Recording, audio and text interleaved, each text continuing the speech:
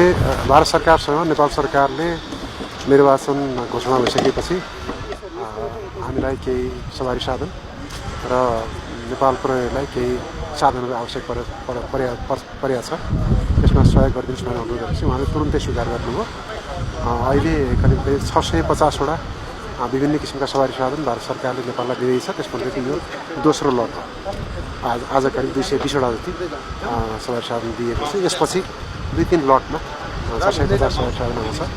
त्यसै गरी नेपाल प्रहरीलाई सुशासित गर्नको निमित्त अरू उपकरण पनि उहाँले दिँदै हुनुहुन्छ, त्यो पनि आउँदैछ।